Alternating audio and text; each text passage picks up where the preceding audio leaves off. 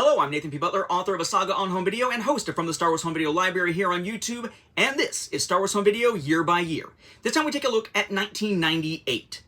And while there's other stuff happening this year, like, say, Lego and Star Wars connecting together for the first time, Star Wars becoming the first licensed property for Lego that'll become a huge product line, including some home video releases later on.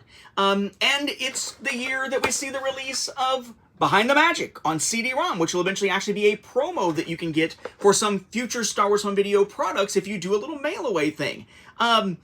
There is stuff going on for Star Wars, but home video-wise, not really much this year. It's really one big thing.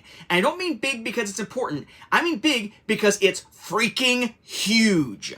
You see, the American Film Institute had done this giant process to celebrate 100 years of American filmmaking, looking for different films to be eligible to be essentially the top 100 American films. And what counted as American really kind of differed depending on which you saw. There were stipulations as to what could be included and stuff like that. We're not going to go in depth with that here.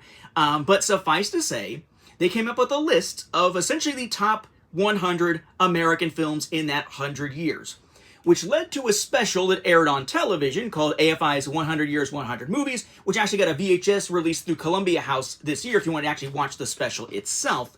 But to commemorate that list, they put out a special boxed set of those 100 films exclusive to Blockbuster, the so-called AFI Century Collection.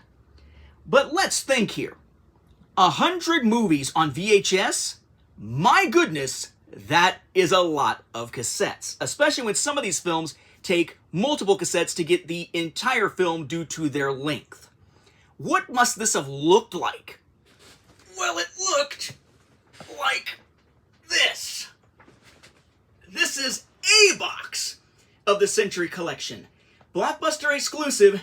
It came in 4 of these monsters, each weighing over 25 pounds. Yes, the entire set is 100 pounds. It's a middle school kid. The top of each one gave you a limited edition number out of 2,500 produced of these. I would also note, by the way, that these handles can't really hold the weight. I have several of these where the handles are broken or damaged and had to be fixed. Putting those handles into just thick cardboard, not a great design choice. Each one included 25 films, and they filled the extra space if needed with just empty cases. And one side would list all the films in that box, and you'll notice here that Star Wars from 1977 was number 15 on the list of 100 Years, 100 Movies. Inside each of these beasts, you had 2 big rows of clamshell cases for the individual movies, numbered, sometimes with 2 cassettes, so one wasn't numbered because they're paired together, sometimes with a dummy case here to fill space, and sure enough, there's Star Wars as number 15. The actual copy of A New Hope that is in it is this.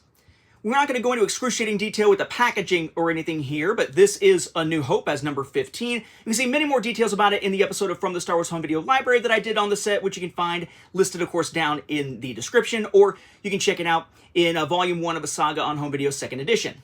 So, it's basically just a special clamshell case, and inside it's just a retail copy. And the film came out in 77. It's honoring the film from 77. It had pre-special edition versions running all the way on home video up through 1995, if you count the THX Remastered edition. Okay, fine. What edition did they decide to grab for this set? This from 1997. Not only is it the special edition, but this is supposed to be honoring the greatness of the film, and it's not even freaking widescreen.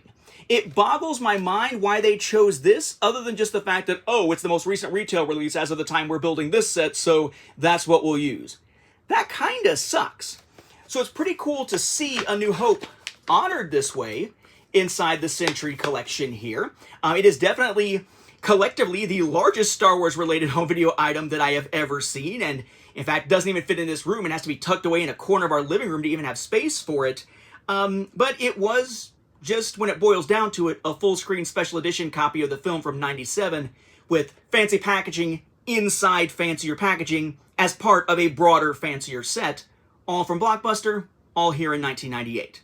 It was a celebration, so to speak, of Star Wars in cinema history.